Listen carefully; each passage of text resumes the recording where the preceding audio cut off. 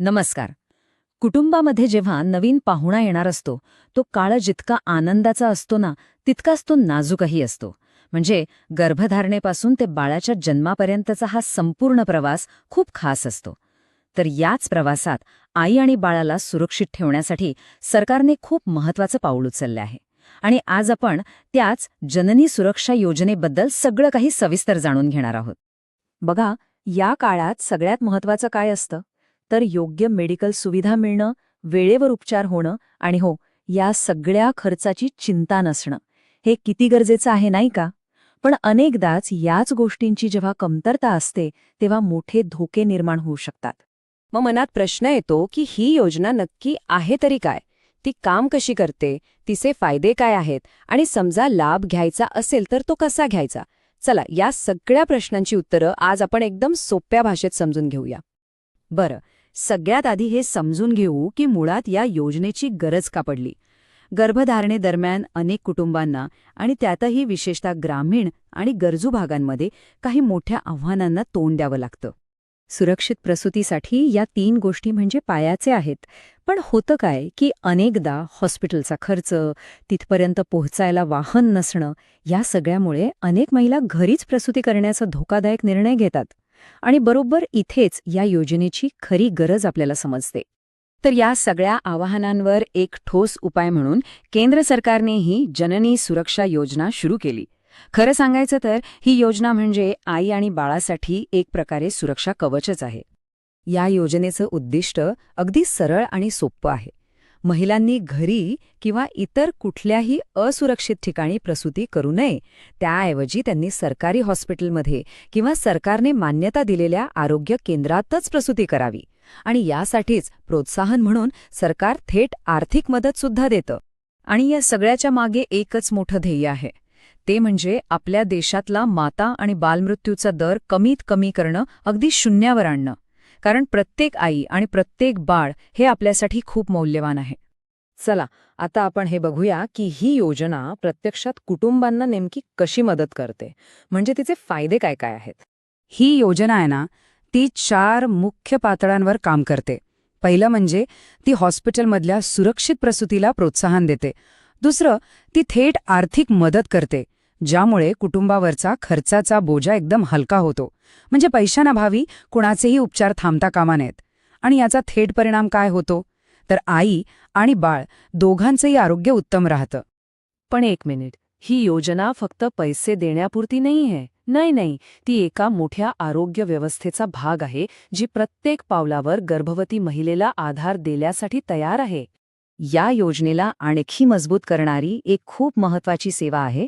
तिचं नाव आहे जननी शिशु सुरक्षा कार्यक्रम.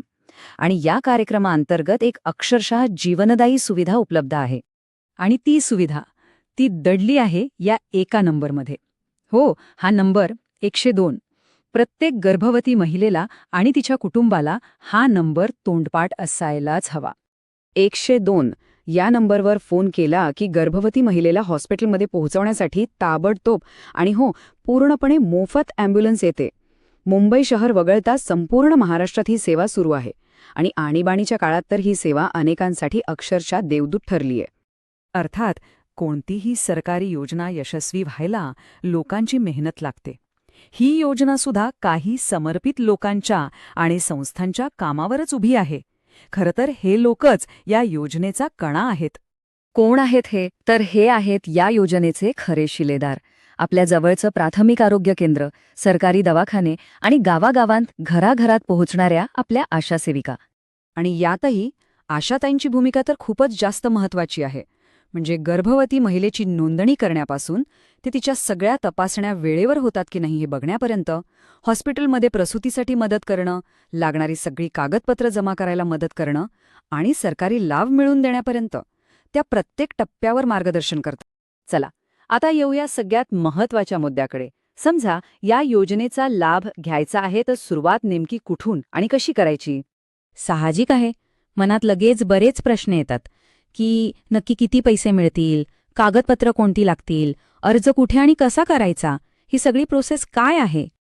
इथे एक गोष्ट आपण सगळ्यांनी लक्षात ठेवली पाहिजे या योजनेचे काही नियम किंवा प्रक्रिया प्रत्येक जिल्ह्यानुसार किंवा तालुक्यानुसार थोडेफार वेगळे असू शकतात. त्यामुळे इकडून तिकडून ऐकलेल्या माहितीवर अवलंबून राहू नका. थेट आणि पक्की माहिती घेणं हेच सगळ्यात चांगलं. त्यासाठी ही 3 सोपी पावलं उचलायची. पहिलं, तुमच्या भागातल्या आशा सेविकेला भेटा. त्या तुम्हाला सगळी माहिती देतील. किंवा दुसरं, तुम्ही थेट जवळच्या प्राथमिक आरोग्य केंद्रात किंवा सरकारी हॉस्पिटलमध्ये जाऊन चौकशी करू शकता. तिथे तुम्हाला तुमच्या सगळ्या प्रश्नांची एकदम अचूक उत्तरं मिळतील. थोडक्यात काय, तर जसं आपण एखाद्या महत्त्वाच्या प्रवासाला निघण्याआधी सगळी तयारी करतो ना, अगदी तसंच गर्भधारणेच्या या सुंदर प्रवासासाठी जननी सुरक्षा योजना म्हणजे सरकारने दिलेलं एक भक्कम सुरक्षा कवच आहे.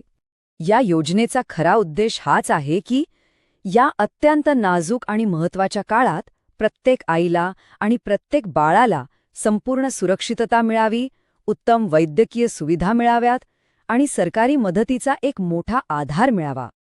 जर ही माहिती तुम्हाला महत्त्वाची वाटली असेल तर ती फक्त स्वतःपुरती ठेवू नका.